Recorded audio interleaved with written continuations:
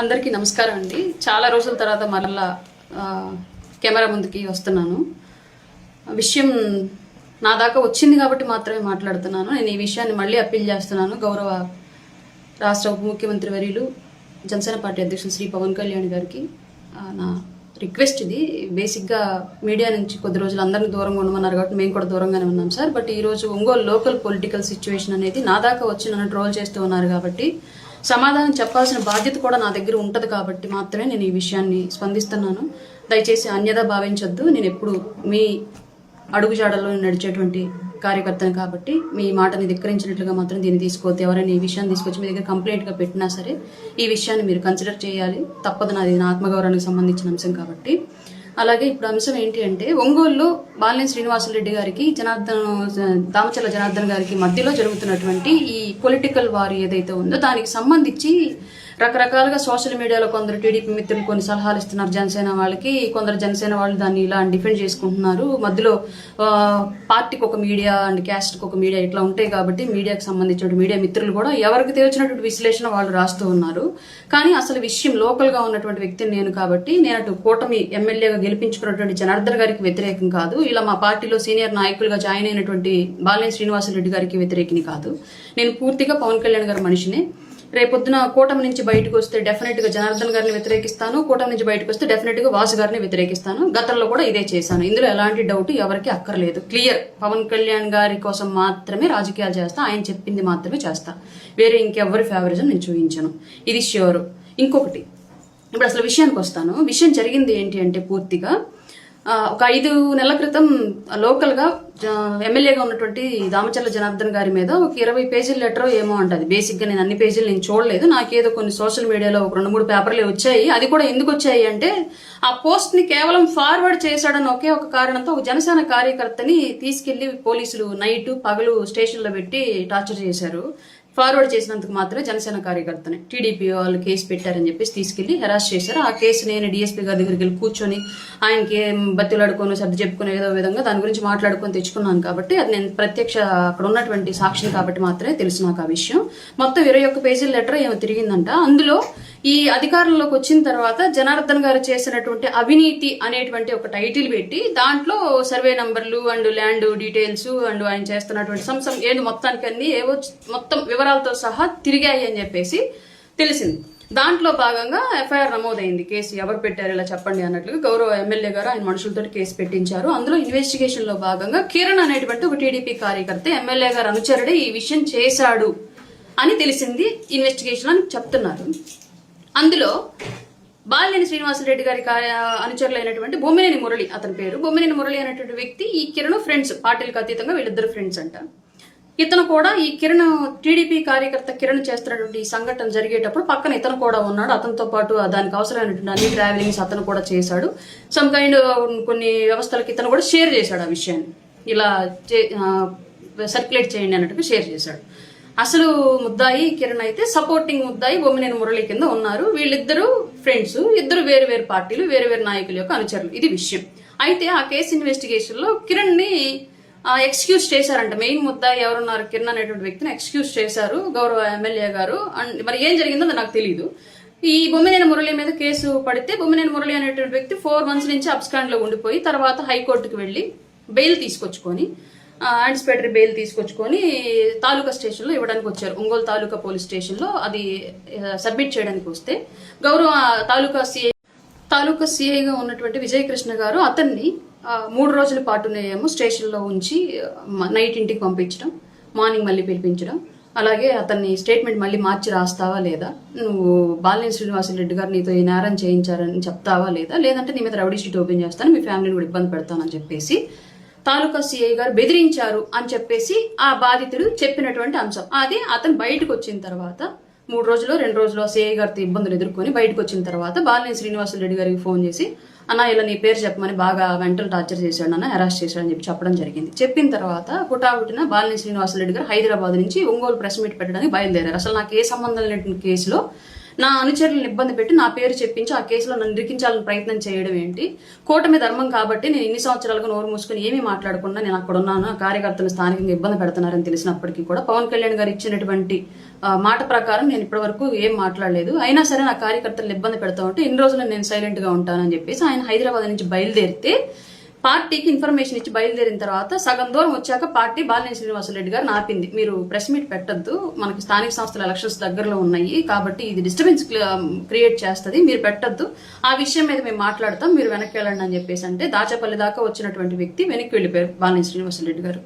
తర్వాత ఏం జరిగిందనేది తెలియదు మనకి. బట్ ఆ సిఐ గారు అక్కడే ఉన్నారు, ఏం జరుగుతుందనేది మనకి ఇంకా అప్పుడు ఆయన ప్రెస్ మీట్ అన్నారు, వెళ్ళాము, ఎందుకు సార్ అంటే ఇది కారణం అని చెప్పారు. సరే అన్నాం. తర్వాత మధ్యలోనే ఫోన్ చేసి వెనక్కి వెళ్తున్నానమ్మా, సార్ ఇలా చెప్పారు, పార్టీ ఆఫీస్ నుంచి ఇలా ఇన్ఫర్మేషన్ వచ్చింది, వెళ్తున్నానని చెప్పామన్నారు. ఓకే సరే సార్ అని చెప్పేసి వచ్చేసాం. ఇంకా తర్వాత మేము పట్టించుకోలేదు, ఆ విషయం గురించి మాట్లాడలేదు. బట్ నిన్న మళ్ళీ బాలినేని శ్రీనివాసరెడ్డి గారు రావడానికి కారణం ఏంటి అంటే బొమ్మినేని మురళిని ఎలా అయితే బెదిరించారో సిఐ గారు బెదిరించారని బొమ్మినేని మురళి చెప్తున్నారు కాబట్టి అట్లాగే ఒక క్రషర్ ఉంటుంది చేమకుర్తిలో, ఆయన పేరు నరసింహారెడ్డి ఏదో పేరు, బాలినేని శ్రీనివాసరెడ్డి గారి మనిషిది ఆ క్రషరు. వాళ్ళు ఏదో డస్ట్ వస్తుంది క్రషర్లో నుంచి, ఆ డస్ట్ తోలుకుంటున్న క్రమంలో మైన్స్ మీద చెస్ కలెక్షన్ కు దేనికో ఏఎంఆర్కి ఇచ్చినట్టున్నారు. ఏఎంఆర్ వాళ్ళు ఆ ట్రక్ ఆపారు. ట్రక్ ఆపితే ఈ మైన్ ఆ క్రషర్ ఓనర్ కి అండ్ ఏఎంఆర్ వాళ్ళకి మధ్య ఒక గొడవ జరిగింది.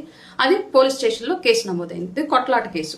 అంటే వైలేట్ చేసిన అక్కడ పీస్ ని వైలేట్ చేసి ఒకళ్ళు మాట్లాడుకొని గొడవలు పడ్డ కేసు నమోదైతే దాన్ని నరసింహారెడ్డి గారు బాలినేని శ్రీనివాసరెడ్డి గారికి చెప్పారు, అన్న ఇలా జరిగింది, ఏఎంఆర్లు గొడవైంది, వాళ్ళకి నాకు కేసు పడింది అని చెప్పేసి అంటే ఏఎంఆర్కి సంబంధించినటువంటి రాజేష్ అనేటువంటి ఒక ఆయనకి బాలినేని శ్రీనివాసరెడ్డి గారు ఫోన్ చేసి, మనవాడండి వాడు, మీరు తెలియక గొడవ పడ్డట్టున్నారు, అది నేను మాట్లాడతాను, మీరు కేసులు వాపస్ తీసుకుంటారు అని చెప్పేసి అంటే సరే అని చెప్పేసి వాళ్ళు ఒప్పుకున్నారు. కేసు వాపస్ తీసుకోమని వెళ్ళినటువంటి పర్పస్లో మళ్ళీ సిఐ గారు, అదే సిఐ గారు సదరి నరసింహారెడ్డి గారికి ఎవరికో, నువ్వు వాస్తవ ఫోన్ చేపిస్తే నేను తీసేస్తానా ఏంటి, మామూలుగా అయితే మామూలు కేసు పడింది మీద పెట్టి కేసు, ఇప్పుడు దాన్ని వేరేలాగా నేను కడుతున్నాను చూసుకోమని చెప్పేసి హత్యాయత్నం కేసు ఏదో కట్టారంట ఎఫ్ఐఆర్. ఇది జరిగినటువంటి విషయం. ఇది ఆయన మళ్ళీ బయటకు వచ్చి నరసింహారెడ్డి గారు వాసు గారికి ఫోన్ చేసి ఇట్లా జరిగింది, సిఐ ఇట్లా చెప్పాడు అని చెప్పడం జరిగింది.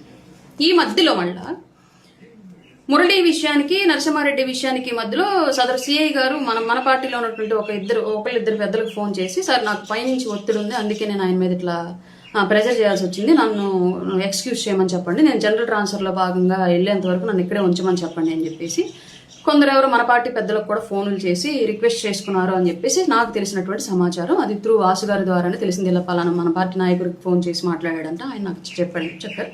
పేర్లు వద్దు, వాళ్ళు మాట్లాడాలనుకుంటే వాళ్ళు మాట్లాడతారు, నేను మాట్లాడడం కరెక్ట్ కాబట్టి నేను చెప్పట్లేదు.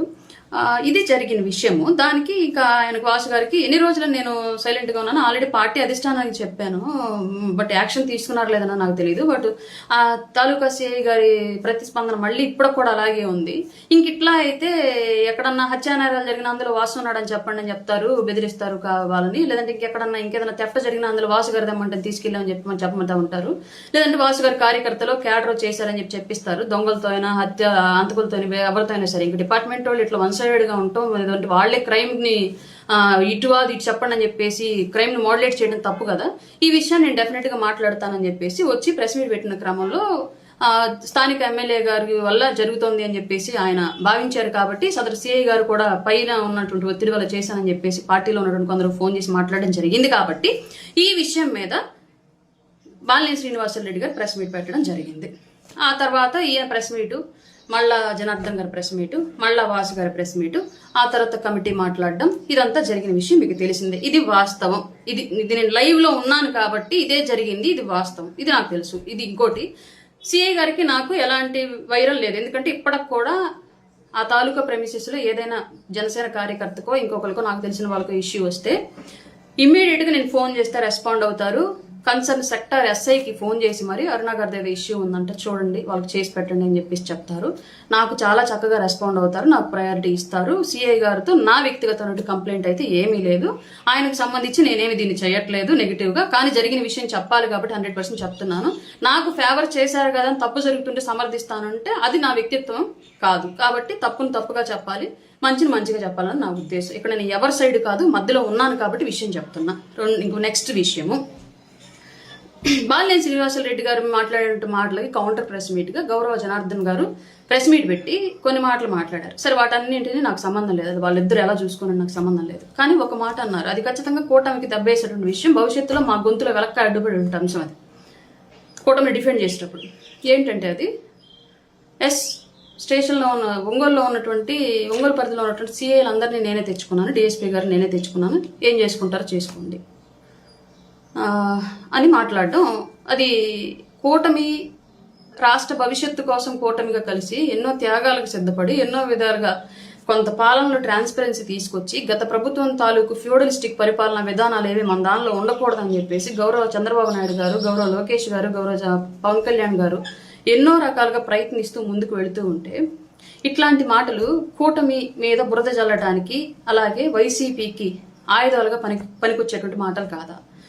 ఒక ఎస్పీ సిఐ గారి యొక్క పనితీరులో విధానాల్లో పొరపాట్లు ఉన్నాయన్నటువంటి ఉద్దేశంతో వీఆర్లోకి పంపిస్తే మూడవ రోజు మళ్ళీ అదే సిఐని తీసుకొచ్చి అదే స్టేషన్లో కూర్చోబెట్టడం కాకుండా నేనే తెచ్చాను అని చెప్పేసి సాక్షాత్తు శాసనసభ్యులు గారే మీడియా ముఖంగా చెప్తూ ఉంటే ఇది భవిష్యత్తులో కూటమికి నెగిటివ్గా పరిణమించే పరిణామం అవునా కాదా? అలాగే జిల్లా హెడ్గా ఉన్నటువంటి ఎస్పీ తన వృత్తిలో భాగంగా తన కింద ఉన్నటువంటి సబార్డినేట్స్ని సరి చేసుకునే భాగంగా పక్కన పెడితే అసలు డిపార్ట్మెంట్కి ఏ సంబంధం లేని కేవలం ఒక నియోజకవర్గానికి మాత్రమే ఎమ్మెల్యే అయినటువంటి వ్యక్తి తీసుకొచ్చి పెడితే రేపొద్దున వాళ్ళకి వీడియో కాన్ఫరెన్సులు లేదంటే కాల్ కాన్ఫరెన్సులు లేదంటే క్రైమ్ రివ్యూలు ఇలాంటివన్నీ జరుగుతూ ఉంటాయి.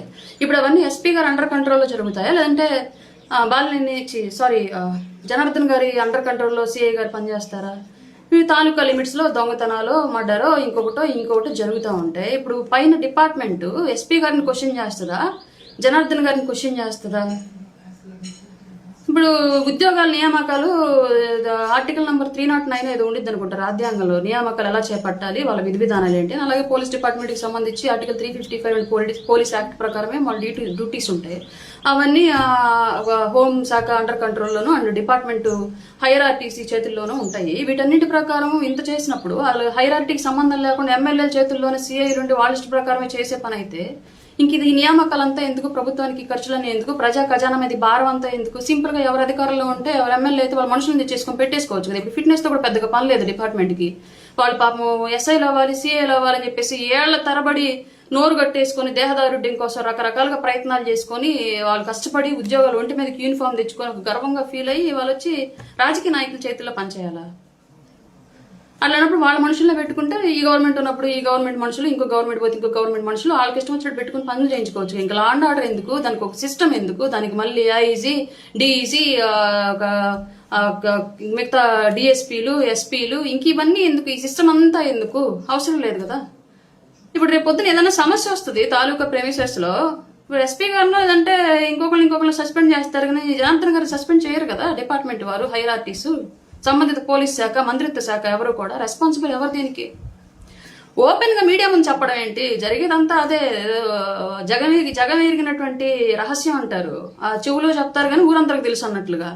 ఇది ఓపెన్ గానే తెలిసిన విషయమే. ఎవరు అధికారంలో ఉంటే వాళ్ళకి అనుకూలస్తులను తీసుకొచ్చుకొని పెట్టుకోవడం అనేది. బట్ మీడియా ముఖంగా చెప్తే రేపొద్దున అదంతా మా భుజాల మీద భారమై కూర్చుంటది కదా. నేనే కాదు, టీడీపీ అధికార ప్రతినిధితో ఇంకొకరు మాట్లాడాల్సి వస్తుంది.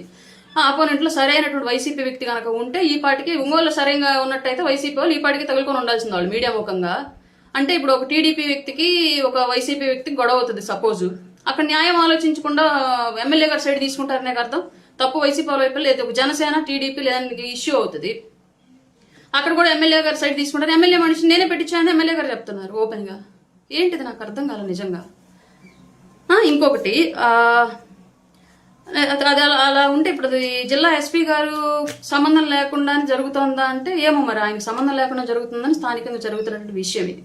అసలు ఒక్క సిఐ గురించి రెండు పెద్ద వ్యక్తుల మధ్య, రెండు పార్టీల మధ్య ఇంత అగాధం వస్తా ఉంటే ఎందుకు ఇంత ఉపేక్షిస్తున్నారు అనేది నాకు కూడా అర్థం కాని విషయం. మీకు ఒకవేళ క్యాస్ట్ ప్రయారిటీ ఏమన్నా ఉంటే అదే క్యాస్ట్ నుంచి వేరే వాళ్ళని తెచ్చుకొని పెట్టుకోవచ్చు కదా. బోల్డ్ ఎలిగేషన్స్ ఏవో వస్తున్నాయంట.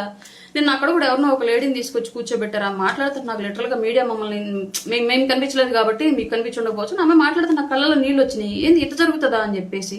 జరుగుతుందా అంటానికి నా జీవితం కూడా ఒక ఉదాహరణ. గత గవర్నమెంట్ లో ఎస్ఆర్కే రెడ్డి అదే తాలూకా సిఐగా ఉండేవాడు, ఇప్పుడు పొదలకూరులో ఉన్నాడు. వేమిరెడ్డి సోమిరెడ్డి చంద్రశేఖర్ రెడ్డి గారు పని కట్టుకుని తీసుకెళ్లారు. ఫస్ట్ టర్మ్ లోనే జాయినింగ్ అయ్యాడు అనుకుంటాను ఆయన. లోకేష్ గారు నెగిటివ్ బుక్ లో ఉన్నప్పటికీ కూడా సోమిరెడ్డి చంద్రశేఖర్ రెడ్డి గారు బతులు అడుగుని తీసుకెళ్లిపోయారు ఎస్ఆర్కే రెడ్డి గారిని. ఆయన సేమ్ ఇలాగే నన్ను ఇలాగే బెదిరించాడు. అప్పుడు వైసీపీకి ఫేవర్గా, వాసు గారికి అనుకూలంగా, వాసు గారు మనుషులు చెప్తే వాసు గారికి తెలియదు ఈ విషయం మళ్ళా. ఎందుకంటే వాసు గారిని కలవడానికి వెళ్తేనే నన్ను బెదిరించాడు, ఆయన గెలిస్తే వేరేలాగా చేస్తానని చెప్పేసి. అది జరుగుతుంది, ఆ విషయం నాకు తెలుసు. నేను నా మహిళ మాట్లాడుతుంటే నా గతం నాకు గుర్తొచ్చి కళ్ళంటి నీళ్ళు వచ్చాయి నాకు. ఈ విషయం అందరికీ తెలుసు ఒంగోలు, కానీ ఎవరు పాప మాట్లాడరు బయటికి. ఇలా జరుగుతుంటే ఇవన్నీ మాట్లాడాల్సిన బాధ్యత గౌరవ హోమ్ మినిస్టర్ గారి మీద, ఐజీ గారి మీద, డిఐజీ గారి మీద, ఎస్పీ గారి మీద బాధ్యత ఉందా లేదా? ఇట్లా జరుగుతూ ఉంటే అసలు ఎస్పీ గారు పక్కన పెట్టినటువంటి వ్యక్తిని తీసుకొచ్చి ఎమ్మెల్యే గారు పెట్టుకోవడం ఏంటి, దాని వ్యవస్థ సమర్థించడం ఏంటి నాకు అర్థం కాలేదు. ఇంత గొడవలు జరుగుతుంటే ఇప్పటికి కూడా ఈ విషయం గురించి అధిష్టానాలు దృష్టి పెట్టకపోవడం ఏంటని ఇది కూడా నాకు అర్థం కాలేదు. ఇంకా నెక్స్ట్ విషయం మాట్లాడదాం. జాయినింగ్స్. ఫస్ట్ విషయం, నేను ఓపెన్గా పాలిటిక్స్ చేస్తానండి, ఇదైతే క్లియర్. నేను స్ట్రైట్గా ఏమున్నా సరే మనసులో ఒకలాగా, మైండ్లో ఆలోచన ఒకలాగా, ముందు బిహేవియర్ ఒకలాగా నేను ఉండను. గతంలో వైసీపీలో బాలినేని శ్రీనివాసరెడ్డి గారు ఉన్నారు కాబట్టి ముమ్మాటికి బర్రాబర్ విమర్శించా. అది కాస్త ఘాటుగా ఉండొచ్చు, తిట్లు పూర్వకంగా ఉండొచ్చు. అందులో చాలా నేను టీడీపీని కూడా విమర్శించాను, లోకేష్ గారిని విమర్శించాను, చంద్రబాబు నాయుడు గారిని విమర్శించాను. ఇంకా ఎవరైనా ఆ పార్టీలో అప్పుడు కళ్యాణ్ గారిని లేదంటే జనసేనని నెగిటివ్గా మాట్లాడుంటే వాళ్ళని కూడా డెఫినెట్గా విమర్శించి వాళ్ళకి నా సోషల్ మీడియా అకౌంట్స్లో అవి అలాగే ఉంటాయి. నేను డిలీట్ కూడా చేయాలో చూసుకోండి కావాలంటే. వన్స్ పవన్ కళ్యాణ్ గారు కూటమి అన్న తర్వాత ఇప్పటి వరకు నాకు ఎంత ఇబ్బంది జరిగినా స్థానికంగా కనీసం నేను కష్టపడ్డా, నాకు కనీసం ప్రయారిటీ ఇవ్వకపోయినా సరే లోకల్గా, ఈ రోజుకి నేను ఒక్క మాట టీడీపీకి యాంటీగా మాట్లాడలా. ఒక్క మాట కూడా. నాకు టీడీపీ కోవర్ట్ అని పార్టీలో ఉన్నటువంటి కొందరు వ్యక్తులు ముద్ర వేసే ప్రయత్నం చేస్తూ నా ముద్ర పడుతున్నప్పటికీ ఇవాళ కూడా నేను యాంటీ టీడీపీ మాట్లాడలేదు. ఎందుకంటే పవన్ కళ్యాణ్ గారు నాకు ఇంకా ఆయన ఏ కూటమి అయితే అన్నారో ఆ కూటమిని ఆయన బ్రేక్ చేయలేదు. ఆయన బ్రేక్ చేయనంత వరకు నేను బ్రేక్ చేయను. ఏం జరిగినా సరే, నాకు నష్టం జరిగినా లాభం జరిగినా నేనైతే కూటమికి యాంటీ వాయిస్ మాట్లాడను. పవన్ కళ్యాణ్ గారికి వ్యతిరేకంగా ఒక్క స్టాండ్ కూడా నేను చేయను. అందులో భాగంగా నేను ఒక్క మాట కూడా ఇప్పుడెప్పుడు మాట్లాడలేదు. వాసు గారిని గతంలో మాట్లాడాను. వైసీపీ జనసేనలోకి వచ్చిన తర్వాత పవన్ కళ్యాణ్ గారు ఆయనతో కలిసి నడవాల్సింది మీరు అన్నారు కాబట్టి తూచా తప్పకుండా ఫాలో అవుతాను. అలాగని నేను వచ్చి జనార్దన్ గారి మీద లేదంటే టీడీపీ వాళ్ళ మీద చాడీలు చెప్పడం, లేదంటే జనసేనలో ఇంకెవరైనా చాడీలు చెప్పడం, ఇలాంటి ఎప్పుడు చేయలే. ఇప్పటి వరకు ఎవరి దగ్గర చేయను కూడా. నాకు బేసికల్లీ నా వ్యక్తిత్వం అది కాదు. ఒక వ్యక్తితో మాట్లాడేటప్పుడు వాళ్ళ గురించో, నా గురించో, మా పని గురించో మాట్లాడుతుంది. థర్డ్ పర్సన్ గురించి అసలు డిస్కషన్ అయితే నాకు ఇష్టం ఉండదు. నా సమయాన్ని ఎవరి గురించో వెచ్చించడం నాకు ఇష్టం ఉండదు. ఇది నా వ్యక్తిత్వం. అయితే ఇప్పుడు నా అకౌంట్లో ఉన్నటువంటి పాత పోస్టులను తీసుకొచ్చి ఒంగోలు టీడీపీ వారు లేదంటే ఒంగోలు టీడీపీకి అనుకూలమైనటువంటి సోషల్ మీడియా టీడీపీ వారు పోస్టులు క్రియేట్ చేసి కొన్ని పాత తీసుకొని నా గురించి నెగిటివ్గా తిప్పుతున్నారు. వాసు గారిని నెగిటివ్ చేయాలనే ఉద్దేశంతో మధ్యలో నన్ను కూడా పావుగా వాడుతూ తిప్పుతున్నారు. నేను ఒకటి అడుగుతానండి క్లియర్గా, బాధపడద్దు, ఇది కొంచెం ఘాటుగానే అడిగేదాన్ని బేసిక్గా. బట్ నేను సమయాన్ని ఉపయోగించుకుని నోరు జరిగేటువంటి ఉద్దేశం నాకు ఎప్పుడు ఉండదు కాబట్టి పొలైట్గానే అడుగుతున్నా. ఎంతమంది వైసీపీ వాళ్ళు బిఫోర్ ఎలక్షన్ టీడీపీలోకి వచ్చి టికెట్లు తీసుకుని వాళ్ళ మంత్రులుగాను ఎమ్మెల్యేలుగాను ఉన్నారు. వాళ్ళకి మీరు ఎట్లా టికెట్లు ఇచ్చారు? అప్పుడు వాళ్ళు వైసీపీలో ఉన్నప్పుడు మీ టీడీపీకి కేటావర్ అక్కడ ఇబ్బంది పడలేదా? జనసేనకి కేటావర్ ఇబ్బంది పడలేదా? అఫ్ కోర్స్ దీనికి మీరు మళ్ళీ వాళ్ళు మా పార్టీ గుర్తు మీద గెలిచారు అని చెప్పేసి ఏమన్నా సమర్థించుకుంటారేమో. పార్టీ గుర్తు మీద గెలిచారు, తీసండి, వాళ్ళకి మంత్రులు కూడా ఇచ్చారు, అయిపోయింది. బిఫోర్ ఎలక్షన్ తర్వాత కూడా ఎంతమంది మీకు టీడీపీలోకి రాలేదు వైసీపీ వాళ్ళు? కరి పద్మశ్రీ కానివ్వండి, కళ్యాణ్ కానివ్వండి, ఎమ్మెల్సీలు ముగ్గురు ఏమి వచ్చారు. మోపిదేవి వెంకటరమణ గారు వచ్చినట్టున్నారు, బీసీ ఆయన కృష్ణయ్య గారు వచ్చినట్టున్నారు. వీళ్ళందరికీ మీరు ప్రయారిటీ ఇవ్వలేదా? ఇవన్నీ కూడా పవన్ కళ్యాణ్ గారిని అడిగి తీసుకున్నారా? మీకు పవన్ కళ్యాణ్ గారి పార్టీలోకి తీసుకోవాలనుకున్నప్పుడు మీకు చెప్పి తీసుకోవడానికో లేదంటే మీ వ్యక్తిగత అభిప్రాయాలతో ఆయన పార్టీని బిల్డ్ చేసుకోవడానికో మీరు మాట్లాడడానికి కనీసం మీకన్నా అర్థమవుతుంది ఏం మాట్లాడుతున్నారు ఏంటి అనేది? అలాగే అడుగుతాను. ఒకప్పుడు సీనియర్ ఎన్టీఆర్ గారు మీకు నచ్చలేదు, దానికి చాలా సంఘటనలు ఉన్నాయి. బట్ నేను వాళ్ళ నా నోటితో నేను చెప్పను. ఎందుకంటే నేను చాలా గౌరవిస్తాను కూటమి కానీ టీడీపీ కానీ. నేను కష్టపడ్డాను మీకోసం, నేను పనిచేస్తున్నాను. భవిష్యత్తులో కూడా మీరు నేను కలిసి పనిచేయాలి కాబట్టి నేను నోరు జారను. ఏది కూడా ఏ టైం ఎలా ఉండిద్దో తెలియదు రాజకీయాలు నాకు. కాబట్టి నా పరిధిలో నేను మాట్లాడతాను కాబట్టి ఇప్పుడు కూడా అదే చెప్తున్నా క్లియర్గా. గతంలో నచ్చినటువంటి సీనియర్ ఎన్టీఆర్ గారు ఇవాళ మీరు విగ్రహాలు 100 కోట్లు ఖర్చు పెట్టి 1000 కోట్లు ఖర్చు పెట్టి విగ్రహాలు పెట్టే స్థాయికి ఎట్లా నచ్చాడు అంటే అక్కడ ఏంటి మీకు సపోర్ట్ అయింది? సిచ్యువేషన్. అప్పుడు సిచ్యువేషన్ వ్యతిరేకంగా ఉంది కాబట్టి వ్యతిరేకించారు, తర్వాత సిచ్యువేషన్ పాజిటివ్గా ఉంది కూడా పాజిటివ్గా ప్రేమిస్తున్నారు విగ్రహాలు పెట్టేలాగా. మరి ఇదే విషయం బాలినేని శ్రీనివాసరెడ్డి గారిలోనో లేదంటే జనసేనకో లేదంటే పవన్ కళ్యాణ్ గారికో లేదంటే మాకో వర్తించదా? ఒకళ్ళు చేస్తే సంసారం, ఇంకొకళ్ళు చేస్తే ఇంకొకటి ఏంటి? ఇది మీకు అంటానికన్నా కనీసం అనిపించట్లేదా? రేపు స్థానిక సంస్థల ఎలక్షన్స్ వస్తున్నాయి, మనం ఏ విషయంలో గెలుకున్నాం? రాష్ట్ర వ్యాప్తంగా ఇంతమంది వైసీపీలో జాయిన్ అయితే ఏ నియోజకవర్గంలో లేదు, ఒక ఒంగోలు నియోజకవర్గంలో ఎందుకు వస్తుంది సమస్య? నాకు అర్థం కావట్లేదు అసలు టీడీపీ వాళ్ళకి. ఇబ్బందులు పెట్టారు మమ్మల్ని. అన్ని చోట్ల అదే జరిగింది కదా, రాజకీయ ఇబ్బందులు అన్ని పార్టీలు. ఇప్పుడు మొన్న మా పార్టీ కార్యకర్తను తీసుకెళ్లి అరెస్ట్ చేసి లోపల పెట్టారు. మేము మాట్లాడామా? టీడీపీ పెట్టింది, ఎమ్మెల్యే గారు పెట్టించారు అని నాకు తెలిసింది. తర్వాత నేను మాట్లాడానా? అది రాజకీయంగా జరిగేటువంటి విధానాలు అవన్నీ. మీకు వ్యక్తిగత గొడవలేం లేవు కదా. ఆయనకు జనార్దన్ గారికో లేదంటే వాసు గారికో వ్యక్తిగత గొడవలేం లేవు. అన్ని పొలిటికల్ గొడవలే. పొలిటికల్ ఉన్నప్పుడు ఉండవా? ఏంది రచ్చ మాకు? రేపు స్థానిక సంస్థల ఎలక్షన్స్ వస్తున్నాయి. ఇప్పుడు క్యాడర్ ఏమో పోటీ చేస్తామంటున్నారు. ఇంతవరకు ఏం డిసైడ్ అవ్వలేదు. రేపు పొద్దున మళ్ళీ ఇప్పటికే నామినేటెడ్ పోస్టులు అన్యాయం జరిగిందని గగ్గోలు పెడుతున్నారు. దానికి సంబంధించి మళ్ళీ ఇప్పుడు స్థానిక సంస్థల ఎలక్షన్స్ కూడా ఏమైనా ఇబ్బంది జరిగితే వీళ్ళు కనీసం సపోర్ట్ చేస్తారా చెయ్యరా? కూటమి పరిస్థితి ఏంది? వీళ్ళు మళ్ళీ కార్తీక దీపంలో పాటలాగా ఆరనీయకమా ఈ దీపం వైసీపీ దీపం అన్నట్టుగా తీసుకెళ్లి వైసీపీని బతికిస్తారేమో గ్రౌండ్ లెవెల్లో ఈ వివాదాల వల్ల అని చెప్పేసి మేము టెన్షన్ పడుతున్నాం. ఎందుకంటే రేపు పొద్దున మళ్ళీ వైసీపీ కనుక వస్తే కర్మకాలి మేము బాధితులం అవుతాం 100%. మిగతా వాళ్ళందరూ హైదరాబాద్, బెంగళూరు, చెన్నై, ఢిల్లీ పోతారు, పెద్ద పెద్ద వాళ్ళంతా. మా పరిస్థితి ఏంటి? అసలు రాష్ట్రం పరిస్థితి ఏంటి? ఒక 5 సంవత్సరాలు వస్తే అమరావతి ఆడే పురుగులు పట్టిపోయింది, బూజు పట్టిపోయింది, పోలవరం ప్రాజెక్ట్ ఆగిపోయింది, వైజాగ్ భ్రష్టు పట్టిపోయింది, రాజధాని లేకుండా రాష్ట్రం అంతా గందరగోళం అయిపోయింది, ఉద్యోగాలు రాలేదు. ఇవాళ ఎట్టో సచ్చిచెడి ముఖ్యమంత్రి గారు డిఎస్సీ ఉద్యోగాలు వేస్తుంది, ఆమె మీద కూడా మళ్ళీ యుద్ధాలు చేస్తున్నారు. మెడికల్ కాలేజీల మీద యుద్ధాలు చేసి వాటిని ఆపేరు. ఇన్ని రకాలుగా నష్టం జరుగుతుంటే రాష్ట్రానికి మళ్ళీ అతను వస్తే ఇంకా దౌర్భాగ్యమైన పరిస్థితికి పడిపోయిద్దామని చెప్పేసి మేము టెన్షన్ పడిపోతా ఉంటే ఏంటి రచ్చ నాకు అర్థం కావట్లేదు. లోకల్ గా రేపు స్థానిక సంస్థల ఎలక్షన్స్ ఈ గొడవల మధ్య గెలవగలరా? ఒక పార్టీ వ్యక్తిగత నిర్మాణంలో ఇంకొక పార్టీ జోక్యం ఏంటి నాకు అర్థం కాలేదు. అసలు లా అండ్ ఆర్డర్ సిస్టమ్ లో పొలిటికల్ ఇన్ఫ్లుయెన్స్ ఉంది, పొలిటికల్ గా ఇన్వాల్వ్ అవుతామని చెప్పేసి మీడియా ముఖంగా చెప్పడం ఏంటి? అసలు అది ప్రజాస్వామ్యాన్ని విచ్ఛిన్నం చేయడం కాదా? విచ్ఛిన్నం చేస్తున్నామని చెప్పి బాహాటంగా చెప్పడం కాదా? అప్పుడు జగన్ కి మనకి తేడా ఏంటి? మధ్యలో మళ్ళీ మమ్మల్ని బలిపశం చేయాలని చూస్తారా? అప్పుడు ఇట్లా మాట్లాడింది బాలినేని శ్రీనివాసరెడ్డి, ఇప్పుడు ఇట్లా మాట్లాడు. ఇదే క్వశ్చన్ మీరు ఒకసారి ఎన్టీఆర్ గారి విషయంలో అప్లై చేసుకోండి. మొత్తం నన్ను అన్న వాళ్ళందరూ అప్లై చేసుకుని నాకు ఆన్సర్ చేయండి. పార్టీలోకి ఎవరిని తీసుకోవాలి, వాళ్ళతో ఎలా పని. ఇప్పుడు 2 సంవత్సరాలు ఒక్క మాట అయినా బాలినేని శ్రీనివాసరెడ్డి గారితో మాట్లాడడానికి అవకాశం ఇచ్చారా పవన్ కళ్యాణ్ గారు? అసలు గొడవ ఆయన వల్ల జరిగిందా? ఆయన ఏమైనా ఇక్కడ ఏమైనా వచ్చి డిస్టర్బెన్స్ క్రియేట్ చేశాడా? ఒక్క మాట ఆయన డిస్టర్బెన్స్ క్రియేట్ చేశాడా? మొన్న వాళ్ళ అబ్బాయి పదవి కోసం అర్జీ పెట్టుకునేటప్పుడు ర్యాలీ జరిగితే ఆ పార్టీ ఆఫీస్ ముందుకు వెళ్ళి గంజాయిలు కూడా నేను లైవ్ లో ఉన్నా అక్కడ. పైగా నేను క్లియర్ గా చెప్పా, అట్లీస్ట్ ఆ పార్టీ ఆఫీస్ ముందు ఎవడో హార్న్ కొట్టి సైలెన్సర్ రైజ్ చేయడానికి కూడా వీల్లేదని నేను అక్కడ ఇంటి దగ్గర అందరికి చెప్పి మరి బయలుదేరా. ఎవ్వరు చేయలా. మీకు ఇంటెలిజెన్స్ దగ్గర వీడియోలు ఉంటాయిగా, ఇంటెలిజెన్స్ డిపార్ట్మెంట్ దగ్గర తీసి బయట పెట్టండి. నిజంగానే టీడీపీ ఆఫీస్ దగ్గర ఎవరైనా జనసేన వాళ్ళు కానివ్వండి, వాసుగారి వర్గం కానివ్వండి, ఎవరైనా గొడవ చేశారని చెప్పేసి మీ దగ్గర రిపోర్ట్ ఉంటే తీయండి బయటికి, వీడియో ఉంటే బయట పెట్టండి చూద్దాం. ఏంటి మాటలు? పార్టీలో కలిసినాము, ఎంత సమయం ఎంత వెళ్ళాలి? పోనీ లోకల్ గా మాట్లాడుకున్నాం, స్టేట్ పాలిటిక్స్ తీసేయండి. గంగాడు సుజాత గారి మీద మీరే కదా చెలవ పలవలు ప్రచారం చేశారు ఆ రోజు. మరి మీ పార్టీలోకి ఎట్లా తీసుకున్నారు ఆమె? ఆమె నాకు మీద కేసులు పెట్టింది, నేను స్టేషన్ చుట్టూ తిరిగేలా చేసింది. నన్ను అడిగారా మీరే ఆమె తీసుకునేటప్పుడు పార్టీలోకి? 11 మందినో 12 మందినో కార్పొరేటర్లను తీసుకున్నారు వైసీపీ నుంచి. వాళ్ళందరి మీద మీరే ఎలిగేషన్స్ చేశారు, రకరకాల ఎలిగేషన్స్ చేశారు ఆ రోజు. ఎవరికి వాళ్లే రచ్చ ప్రెస్ మీట్లు పెట్టి మరి వాళ్ళందరినీ తీసుకున్నారు కదంటే. మీ పార్టీలోకి వస్తే పునీతులు అయిపోతారని, జనసేనలోకి వస్తే పాపిస్టులు అయిపోతారా ఏంటి? ఈ జనసేనలో చేరిన తర్వాత బాలినేని శ్రీనివాసరెడ్డి గారు మీకు చేసినటువంటి అన్యాయం ఏంటో చెప్పండి, మిమ్మల్ని అన్నటువంటి మాటలు ఏంటో చెప్పండి. పార్టీకి కార్యకర్తలకు అన్యాయం జరుగుతుందన్నమాట క్వశ్చన్ చేస్తాడు ఒక పెద్ద లీడర్. మేము అడగలేం, ఎమ్మెల్యేలు మేము అడిగితే పని చేస్తారా ఏంటి? మాకు రెస్పాండ్ అవుతారా ఏంటి? ఒక కలెక్టర్ కాడికి వెళ్ళి గట్టిగా అడిగాను అంటే నోరు కలదాను కాబట్టి నాకు కొద్దిగా గొప్ప రెస్పాండ్ అవుతారు, పెద్ద విషయాలు రెస్పాండ్ అవ్వకపోయినా. మిగతా వాళ్ళ పరిస్థితి ఏంది? ఆయన అడుగుతున్నాడు.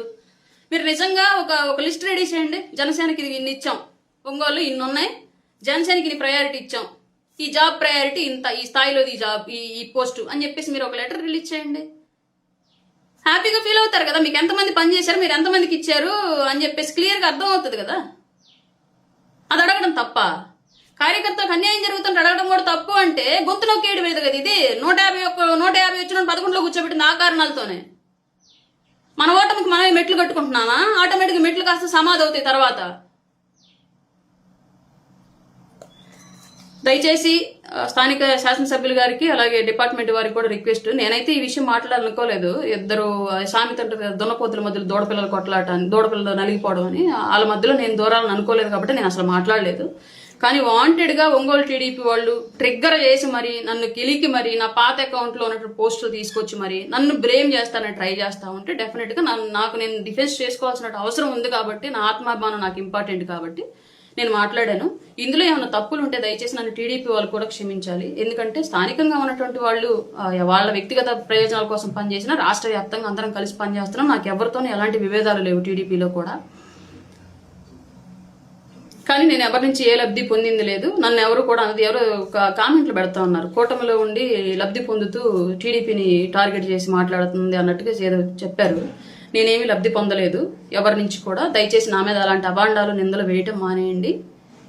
నేను ఇప్పటికీ సింగిల్ ఎన్పీ కూడా ఆశించకుండా, అసలు అడగలేదు. మెయిన్ ఆశించడం అట్లా పెట్టి అడిగితే ఇవ్వలేదు అనేది అది వేరే. నేను అడగలేదు ఎవరిని కూడా.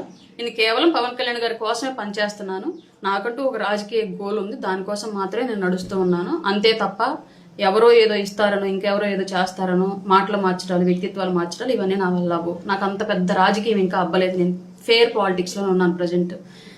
దిగువ స్థాయి నుంచి వచ్చాను కాబట్టి ఆ దిగువ స్థాయి పీపుల్ కోసమే నా ఆలోచనలు ఉంటాయి, వాళ్ళ కోసం నిలబడే వాళ్ళ కోసమే నా ఆలోచనలు ఉంటాయి. దయచేసి ఈ విషయం గమనించి టీడీపీ మిత్రులు కూడా నన్ను క్షమించాలి. అలాగే వాసు గారి విషయంలో మీరు మాట్లాడేటువంటి మాటలన్నీ కూడా మీ విజ్ఞతకే వదిలేస్తున్నాను. అలాగే రాజకీయంలో ఏ పార్టీలు ఎప్పుడు ఎవరు ఉంటారు, ఎవరి ఎజెండా ఏంటి, ఎవరు ఎలా మారుతారు, ఇవన్నీ కూడా చాలా ఇప్పుడు ఈ గవర్నమెంట్లోనే మనం చాలా చూస్తున్నాము. కూటమికి ముందు ఎలా ఉండేవాళ్ళం, కూటమికి తర్వాత ఎలా జరిగిందని చెప్పేసి ఇవన్నీ మీకు తెలియని కాదు. బట్ మీ ఇష్టం వచ్చినట్లుగా ఎవరినో బ్లేమ్ చేసి ఇంకెవరినో వాడుకొని పావులుగా ఇబ్బంది పెడదామని చెప్పేసేటువంటి ప్రయత్నాలు అయితే మానేయండి. ప్రత్యేకించి పోలీసులతో బానిసత్వం చేయించడం మానేసేయండి, పోలీసులతో క్రైమ్ చేయించడం మానేసేయండి. ఎందుకంటే పివి సునీల్ కుమార్, సిద్ధార్థ కౌశల్ ఇట్లాంటి వాళ్ళ సునీల్ కుమార్ ఠానా ఇంకెవరెవరో ఉన్నారు కదా, సిద్ధార్థ కౌశల్ కాదు, సారీ ఆయనకేం లేదనుకుంటాను. జత్వాని కేసులో ఏం జరిగిందో వాళ్ళంతా ఎంత తిప్పలు పడుతున్నారో తెలిసిన విషయం. బట్ వాళ్ళ ఉద్యోగాలు ఇంపార్టెంట్. రాజకీయ నాయకుల చేతుల్లో పావులుగా మారిపోయారు కాబట్టి అంత పెద్దలు కూడా వాళ్ళ చట్టపరమైన సమస్యలు ఎదుర్కొంటున్నారు. అదే పరిస్థితి కూటమిలో జరగకుండా ఉండటం మంచిది. అలాగే డిపార్ట్మెంట్ వారు కూడా మీకు ఉన్నటువంటి రైట్స్ని మీరు వినియోగించుకోండి. అంతే తప్ప మరీ వన్ సైడెడ్గా వెళ్ళి ఇలాంటివి చేయడం తప్పు. దాన్ని ఖచ్చితంగా ఖండించాలి, మీరు కూడా మార్చుకోవాలి. ఎందుకంటే 5 ఏళ్ళకి ఒకసారి ఎలక్షన్ ప్రజల చేతుల్లోకి వెళ్తుంది. జడ్జిమెంట్ అనేది ఎవరికి పాజిటివ్ ఇస్తారో ఎవరికి నెగిటివ్ ఇస్తారో తెలియదు. జగన్ అనుకున్నాడా ఏంటి 150 నుంచి ఓడిపోతాను డిపాజిట్లు కూడా లేకుండా అని చెప్పేసి? అనుకోలేదు కదా. కూటమికైనా అంతే. మనం చేసే ప్రతి పని ప్రజలు గమనిస్తున్నారన్న విషయం మర్చిపోవద్దు. ఇదివరకు ఇట్లాగా only electronic media and print media కాదు, ఇవాళ సోషల్ మీడియా వచ్చింది, క్షణాల్లో తెలిసిపోతుంది. ఈ విషయం మీరు గమనించుకోవాలి. తప్పుగా మాట్లాడుంటే క్షమించండి. ఏదైనా చట్ట వ్యతిరేకమైనటువంటి పదాలు వాడి ఉన్నా సరే నాకు తెలియక వాడినట్టుగా నేను భావించి క్షమించండి దయచేసి. నమస్కారం.